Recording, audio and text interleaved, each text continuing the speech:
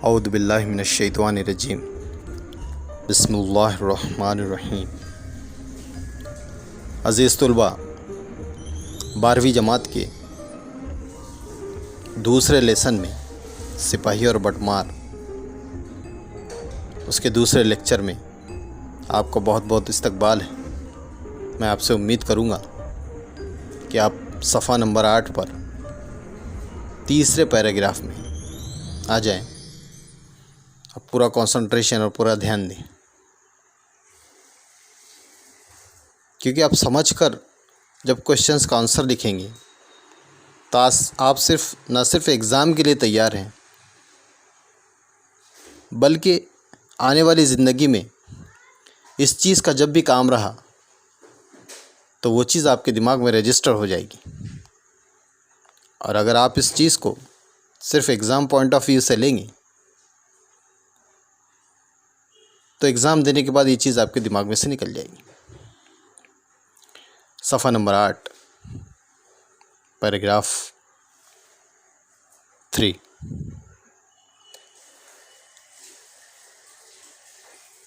पहले लेक्चर में हमने देखा कि सिपाही ने अपना बैकग्राउंड बताया है।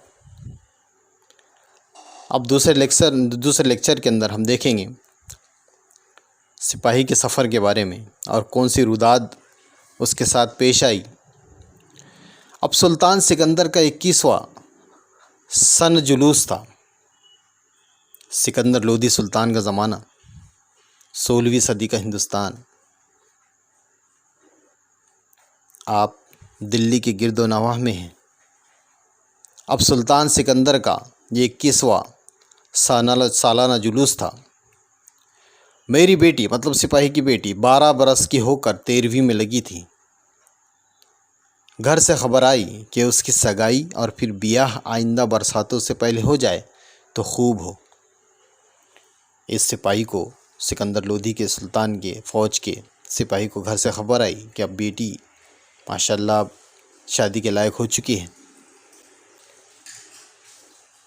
और उसकी सगाई है और फिर आइंदा बरसातों से पहले शादी हो जाए तो अच्छा।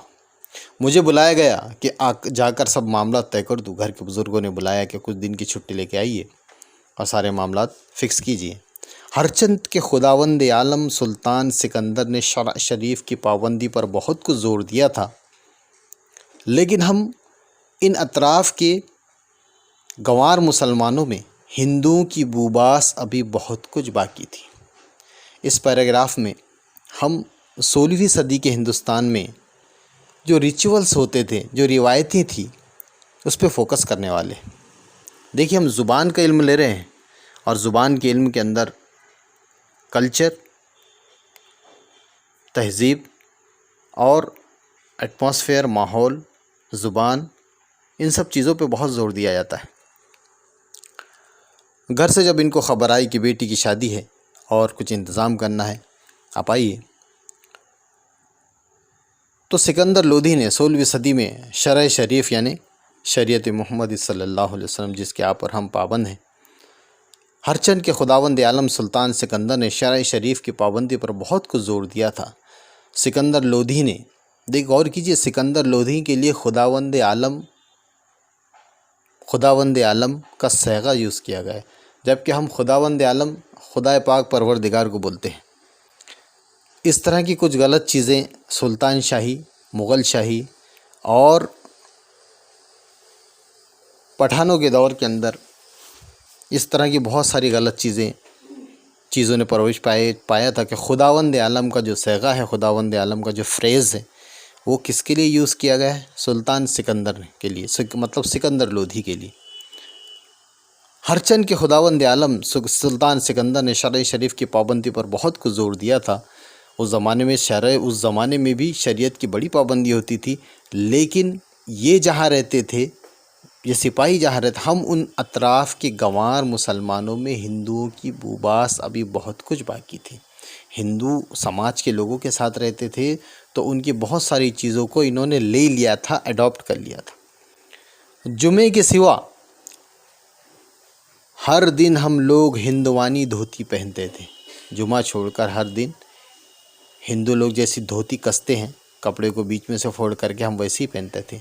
जुमे को अलबत्ता दोबर का ढीला सफ़ेद पाजामा, गाढ़े का, दोबर मतलब कपड़ा जो दुगनी चौड़ाई के अंदर हो।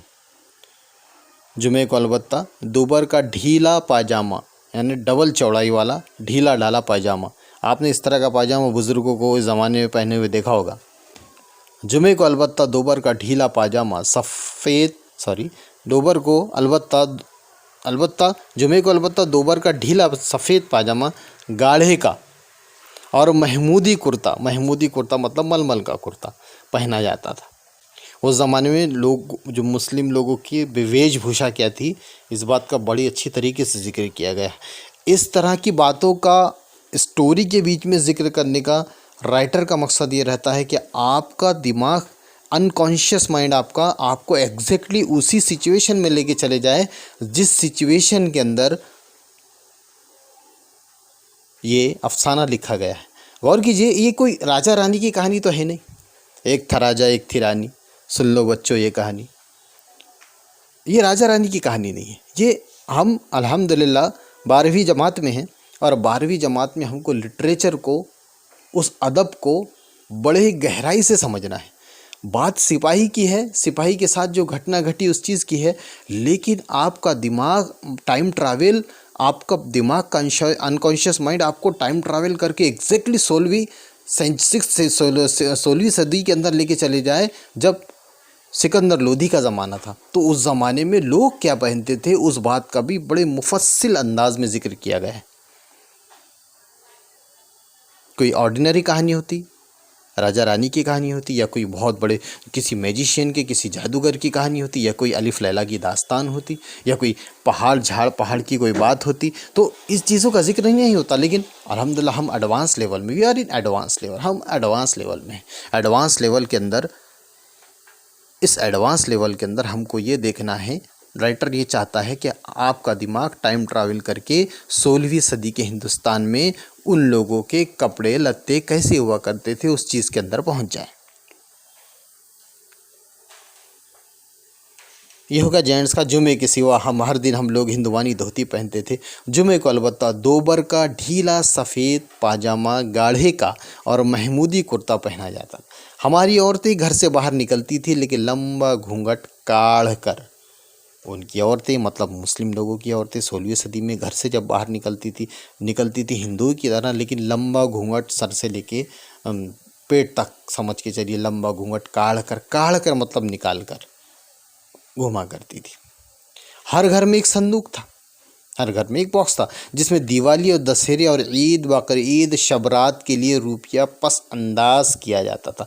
जिसमें दिवाली के लिए भी, अगर ईद के लिए पैसा बचाया जाता, बकर ईद के लिए, शबरात मतलब शब बारात के लिए रुपया अगर बचाया जाता, तो साथ साथ में उस वक्त में दिवाली और दशहरे को भी मनाया जाता था। शादी की रस्म में बहुत कुछ हिंदुवाना थी। शादी के अंदर जितने भी रिचुअल्स हुआ करते थे, जितने भी चीज़ें हुआ करती, सब के सब उसमें बहुत कुछ हिंदुवाना थी। बहुत कुछ मतलब अप्रोक्सीमेटली 70-80% या 75%। कन्यादान या जहेज़ की सूरत ना थी, लेकिन लड़के वाले शादी से पहले मंगनी लेकर ज़रूर आते। कन्यादान तो नहीं होता था और जहेज़ तो नहीं होता था उस दौर में 16वीं सदी में, लेकिन गौर कीजिए 16वीं सदी में कन्यादान या जहेज़ नहीं था। मतलब 16वीं सदी के बाद ये चीज़ मुस्लिम माशरे में दूसरे माशरे को कॉपी कर करके आ गई है। जहेज़ भी आ गया है। कन्यादान तो अल्हम्दुलिल्लाह अभी भी नहीं होता है, लेकिन जहेज़ ज़रूर आ गया है। आप कहोगे सर जहेज़ तो था हमारे, इसमें जहेज़ बिल्कुल था। नबी करीम सल्लल्लाहु अलैहि वसल्लम ने अपनी बेटी फातिमा ज़ोहरा को भी जहेज़ दिया, लेकिन वो कुछ बुनियादी चीज़ें थी ज़िंदगी गुजारने के लिए। और आजकल जहेज़ कैसा होता है ये आपको बताने की बिल्कुल ज़रूरत नहीं है। एक नज़ारा देखना है तो किसी भी शादी हाल में या किसी शादी के बाद जिस वक्त दुल्हन की रुखसती होती है, आप चले जाइए, आप मुलाहिज़ा फरमाएंगे। कन्यादान या जहेज़ की सूरत ना थी, लेकिन लड़के वाले शादी से पहले मंगनी लेकर ज़रूर आते थे, मंगनी हो जाया करती। और इस मौके पर शादी से कुछ ही कम खर्च होता है, यानी डबल खर्च। मंगनी का भी खर्च शादी के बराबर होता है। निकाह के बाद रुखसती, जिसे हम लोग गौन या गोना कहते थे, निकाह के बाद रुखसती होती थी, अक्सर बहुत देर से होती थी, यानी पूरा दिन जाता था। मतलब बेचारे लड़की वालों की पूरे ही ऐसा समझ के चलिए, पूरा उनका बहुत ज़्यादा समझ के चलिए मेहनत हो जाती थी। निकाह के बाद रुखसती, जिसे हम लोग गौन या गोना कहते हैं, अक्सर बहुत देर से होती थी। उस दिल्ली के उस एरिया के अंदर, या फ़िरोज़ाबाद के वज़ीरपुर, फ़िरोज़शाही की तरफ समझ के चलिए, गियासपुर की तरफ चलिए, जिस वक्त मेरी रुखसती होती थी उसे गौन या गोना कहते हैं। बहुत देर से होती थी। हिंदुओं की तरह हमारे यहाँ बचकाना शादी का रिवाज तो ना था। वो ज़माने में 16वीं सदी के अंदर हिंदू जैसे बचपन में शादी किया करते थे। ये देखिए एक तरह की एक रस्म है जिसमें मुश्किल से बच्चे छोटे छोटे रहते हैं। तो उस वक्त में क्या होता है कि भाई आपकी लड़की मेरा लड़का, अभी छोटे छोटे बच्चे हो, वो खुद जो है तो पाले के अंदर, झूले के अंदर झूल रहे हैं और रिश्ते हो जाते थे माशाल्लाह। और 9 क्लास के और 9 साल के नहीं होते थे तो उनकी शादी भी हो जाती थी। इस बात को कुछ मूवीज़ के अंदर, फिल्मों के अंदर भी बताया गया है। और बिल्कुल हम लोगों को अगर हम इस तरह की रस्में कहीं देखें तो इस बात का पुरज़ोर मुखालिफ होना चाहिए। याद रखिए, हर किसी को अपनी पसंद, अपनी नापसंद ज़ाहिर करने का और बताने का बिल्कुल हक़ है। इस बात की अगर आपको झलक देखना है तो मज़हब इस्लाम के अंदर जब शादियां होती है तो लड़की की इजाज़त के लिए स्पेशल काजी जाते हैं, और स्पेशल इजाज़त लड़की अगर चाहे तो उस वक्त में नकार सकती है कि बिल्कुल मुझे पसंद नहीं है और लड़के वालों को वापस जाना ज़रूरी है। ये बचकाना शादियाँ बिल्कुल गलत है, इंसानी नफ्सियात के ख़िलाफ़ है, हर चीज़ के ख़िलाफ़ है। हिंदुओं की तरह हमारे यहाँ बचकाना शादी का रिवाज तो ना था, लेकिन मंगनी तो होती थी ज़रूर। यानी मंगनी हिंदुओं की तरह, हिंदुओं का एक तरीका जो हमारे अंदर आ गया था। फिर निकाह, फिर गौन की रस्में कुछ न कुछ वक्फे से अदा होती थी। कहने का मतलब वो, ये राइटर ये कहना चाहते हैं कि इसका एक अलग से खर्च था, इसकी एक अलग से समझ के चलिए उसके अंदर खर्च लगा हुआ था।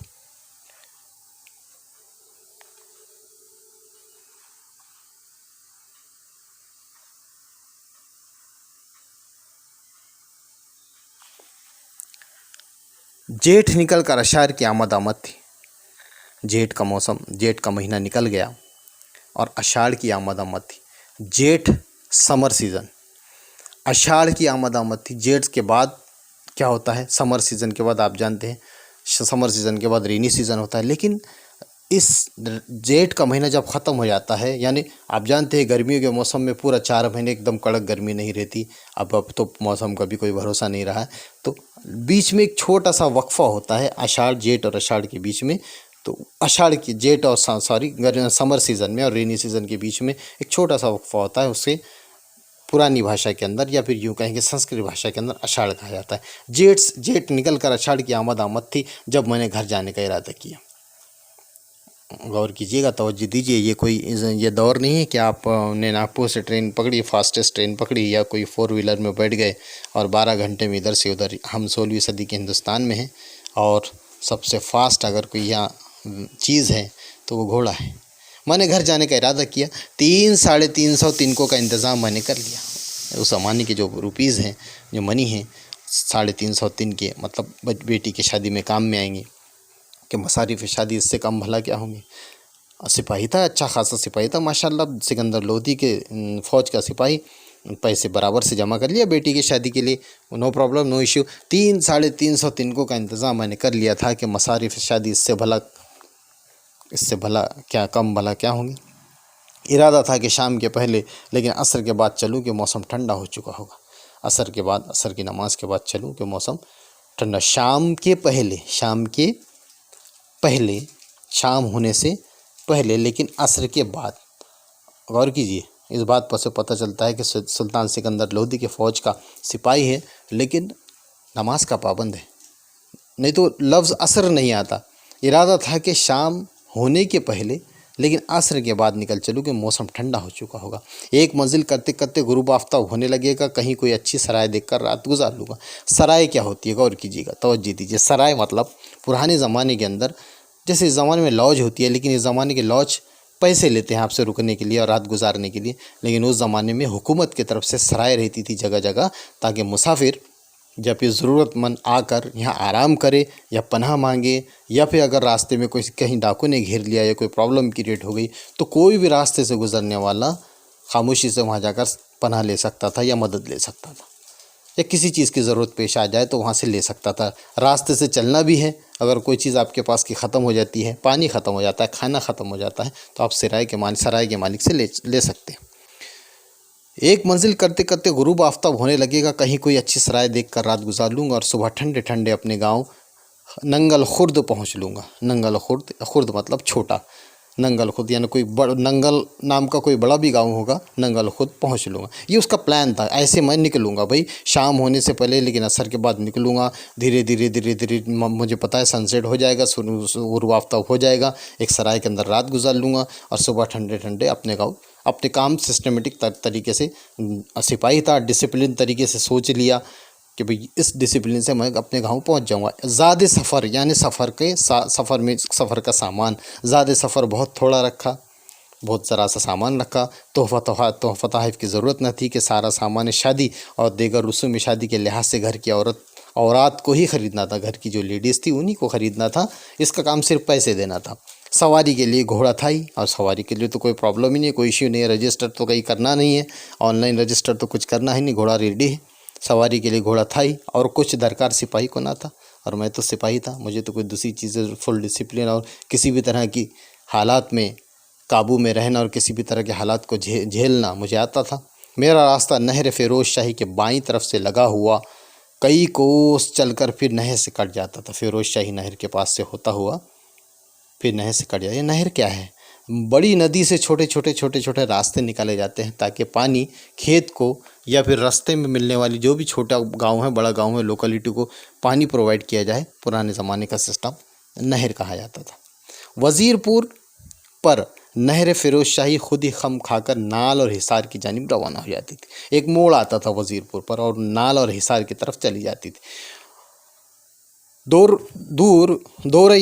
दोरविया घने पेड़ और आती बरसात के बादलों की धुंधली रोशनी ने नहर के दोनों तरफ नीम तारीकी सी पैदा कर दी थी। आने वाली बरसात का मौसम भी था और बादलों की धुंधली रोशनी थी, उससे नहर के दोनों तरफ क्या हुआ था? अंधेरा अंधेरा सा छा गया था। एटमॉस्फेयर बता रहा है वहाँ का माहौल बता रहा है कि माहौल किस तरीके का था। एक जगह खम इस कदर सख्त था कि खम के पहले और बाद दोनों सिरे नज़र न आते थे। अब जाहिर सी बात है, प्लेन रोड तो था नहीं। अब फर्स्ट क्लास 4 व्हीलर पे बैठे हैं और खिड़की से बाहर का नज़ारा कर रहे हैं, या 2 व्हीलर पे बैठे हैं, फर्स्ट क्लास जा रहे हैं, एक लेवल पे जा रहे हैं, ऊपर नीचे। पुराने लोगों ने बड़ी तकलीफ़ उठाई है जी हर चीज़ में। एक जगह खम इस कदर सख्त था, एक जगह मोड़ इतनी ख़तरनाक थी कि खम के पहले और बाद दोनों सिरे नज़र ना आते थे। ना पहले का सिरा दिखाई देता था, ना एंडिंग का सिरा। आप कहाँ है खुद भी पता नहीं चलता था। खम में दाखिल हो जाएं तो गोया दोनों तरफ की राह बंद हो जाती थी उस पेच में। यानी खम मतलब पेच, और पेच मतलब यहाँ कौन सा पेच है? यहाँ कोई धागे का पेच नहीं, रस्सी का पेच नहीं, मतलब जिस रास्ते से सिपाही जा रहा था उस रास्ते का पेच। खम में दाखिल हो जाएं तो गोया दोनों तरफ की राह बंद हो जाती थी, लेकिन ख़तरा कोई ना था। इतने डेंजर रास्ते पर था लेकिन ख़तरा कोई नहीं था। क्यों? हुकूमत में सुल्तान वाला शाहन की राहें सब महफूज थी। ये कोई समझ के चलिए आज का कोई योगी का यूपी नहीं है कि जहाँ पर किसी की ना इज़्ज़त महफूज है, ना किसी का पैसा महफूज है, या फिर कोई मोदी की हुकूमत नहीं है कि किसी का कोई महफूज ही नहीं है। हुकूमत में सुल्तान वाला शान की राहें सब महफूज थी, सब तो एवरीथिंग वाज सिक्योर। और ये जगह तो हज़रत दिल्ली से कोई 5-6 करोड़ थी, कोई 5-6 कोस के फासले पर थी, दिल्ली से दूर। देखिए दिल्ली के लिए कितनी इज़्ज़त है। और ये जगह तो हज़रत दिल्ली से पहले भी हज़रत लगाया गया। जानते हैं कि दिल्ली से पहले हज़रत क्यों लगाया गया? एक तो दिल्ली तख्त था, यानी हुकूमत करने की जगह थी, और नंबर दूसरा दिल्ली के अंदर बहुत ऊंचे ऊंचे अच्छे बुज़ुर्ग आराम फरमा रहे हैं, इसलिए जो है तो हज़रत दिल्ली लिखा गया। और ये जगह तो हज़रत दिल्ली से कोई 5-6 करोड़ थी। दर हकीकत मेरे लिए जगह रात के पड़ाव की यहाँ से बहुत दूर ना थी। रात में रुकने की जगह मेरे लिए यहाँ से दूर नहीं थी। मैं घोड़े पर सवार गुनगुनाता दुल की चलता चला जा रहा था। मैं घोड़े पर सवार हो रहा था और फर्स्ट क्लास घोड़ा बेचारा चल रहा था, और ये गाने गाते हुए गुनगुनाते हुए चलते जा रहा था। सामने एक पुलिया थी, एक पुल सामने था जिसके नीचे नाला भी खुश्क था, जिसके नीचे बहने वाला नाला सूखा सूखा था। पुलिया के वर्ली तरफ, पुलिया के एक साइड में एक तरफ बुढ़िया निहायत तबाहाल नज़र आई। उस रास्ते पर एक पुल था। यहाँ से कहानी में ट्विस्ट है, बहुत भारी ट्विस्ट है। पुलिया के मतलब पुल के, पुलिया की वर्ली तरफ एक बुढ़िया निहायत तबाहाल नजर आई। एक बुढ़िया दिखाई दी उसको। वो बुढ़िया बेचारी बहुत ज़्यादा तबाहाल, यानी बहुत ख़राब हाल था उसका। मुझे देखती उसने कुछ दुआया लहजे में मगर ज़रा आवाज़ बुलंद में पुकारा, अकेले दुकेले का अल्लाह बेली। उस बुढ़िया ने जैसे सिपाही को देखा तो दूर से आवाज़ दिया, क्या कहा? अकेले दुकेले का अल्लाह बेली, अकेले इंसान का अल्लाह निगहबान हो। फिर उसने बहुत ही मिस्कीन लेकिन फिर भी बुलंद आवाज़ में मुझसे कहा, अल्लाह के राह में कुछ दे दो बेटा, बेवा दुखिया पर तरस खा। फिर उसने क्या कहा? आवाज़ दी कि बेटा अल्लाह की राह में कुछ दे दो, बेवा दुखिया पर तरस खाओ। अब सीधी सी बात है, सफ़र में हैं आप, हम तो वैसे ही देते हैं। सफ़र में तो इंसान बिल्कुल सदका या ज़कात तो ज़रूर देगा। मैंने सोचा सफ़र में हूँ, नेक काम के लिए जा रहा हूँ, इस वक्त से कुछ दे दूँ तो नेक शगुन होगा। अगर मैंने दे दिया तो नेक, और काम भी काम भी नेक है, और मैं भी सफ़र में हूँ, ज़रूर देना चाहिए। फिर मैंने घोड़ा आहिस्ता किया, घोड़े को थोड़ा स्लो किया, रास को बुढ़िया की तरफ मोड़ कर झुका। रास मतलब घोड़े की जो वो होती है, रस्सी होती है जो उसके नाक में पुरा के हमारे हाथ में होती है। रास को बुढ़िया की तरफ मोड़ कर झुका, शलू के जेब में हाथ डाला कि कुछ निकाल कर बुढ़िया को दे दूँ। उस सिपाही ने अपने जेब में हाथ डाला कि बुढ़िया को कुछ दे दूँ। एक मरतबा किसी ने मुझे पीछे से धक्का दिया। जैसे ही जेब में हाथ डाला तो किसी ने ज़ोर से धक्का दिया पीछे से। मैं गुस्से में उसकी तरफ मुड़कर बदज़ुबानी करने ही वाला था। सिपाही था, फ़ौज का सिपाही, डरने की तो बात ही नहीं है यहाँ पर, दूर दूर तक नहीं है। तो इसने सोचा कि ये किसने धक्का दिया मुझे, गुस्से में उसकी तरफ मुड़कर बदज़ुबानी करने ही वाला था कि किसी ने एक और धक्का दिया, और दूसरा धक्का ज़ोर से। मैं बेकाबू होकर बाईं तरफ को लड़खड़ाया, बाईं तरफ को मैं लड़खड़ाया। घोड़ा अलिफ होने लगा। अब सवार अगर बैलेंस बिगाड़ दे, वो भी नॉर्मल हालत में, तो घोड़ा बेकाबू है। घोड़ा अलिफ होने लगा मतलब घोड़ा बेकाबू होने लगा। रास मेरे हाथ से निकल गई, उसकी जो बग्गी, उसकी जो रस्सी थी मेरे हाथ में से निकल गई। घोड़ा अलिफ होकर किधर गया ये मैं ना देख सका। घोड़ा बेकाबू होकर किधर भाग गया मैं देख नहीं सका। क्यों? क्योंकि किसी ने इतनी देर में मेरे सर पर काला कपड़ा डालकर मुझे अंधा कर दिया था। इतनी देर में किसी ने मेरे चेहरे पर, मेरे सर पर काला कपड़ा डाल दिया और मुझे अंधा कर दिया। अंधा कर दिया मतलब आंखें नहीं चलेगी, अंधा कर दिया मतलब वो काले कपड़े से कुछ दिखाई नहीं दिया। कपड़ा इतना मोटा और पसीने के बदबू से भरा हुआ था कि मुझे उबकाई आने लगी। वो कपड़ा नाक तक आ गया, पूरा चेहरा तो कवर कर लिया उसने। इतना मोटा था और इतना पसीने के बदबू से भरा हुआ था किसी की कि मुझे उबकाई आने लगी, मुझे उल्टी सी आने लगी और मेरी सांस रुकने लगी। कपड़ा फौरी तौर पर मेरी गर्दन पर कस दिया गया था। इतना बड़ा कपड़ा था कि वो चेहरे से लेकर सर के बाल से लेकर गर्दन तक था और उसको कस दिया गया। तो ये मैं तो समझ गया कि बटमार है, ये बटवा मारने वाले हैं, मतलब पैसा लूटने वाले हैं। जान न बचेगी, मेरी जान तो गई। मेरी बेटी का क्या होगा? और मेरी बेटी जिसकी शादी के लिए जा रहा था उसका क्या होगा? मैंने कमर से खंजर निकाल न चाहा कि एक दो को ख़त्म ही कर दूं। उतनी देर में मैंने क्या किया, सोचा कि बस कमर से खंजर निकालता, एक दो को तो ख़त्म ही कर दूंगा। सिपाही था और दूसरी बात हिम्मत वाला था, एक दो को तो निपटा ही देता। ये नहीं जानते कि किसके घर बयाना दिया है, ये बिल्कुल नहीं जानते बेवकूफ़ के किसको चैलेंज दिया। एक दो को तो मार कर ही मरूंगा, एक दो को तो लंबा कर एक दो को तो मार कर ही मरूंगा, लेकिन एक दो को मार के मरूंगा। ये हमारा लेसन नंबर 2 का दूसरे सबक का दूसरा लेक्चर था। मैं उम्मीद करूँगा कि इसको आप 2 से 3 बार देखेंगे। इजाज़त चाहता हूँ। अस्सलाम वालेकुम।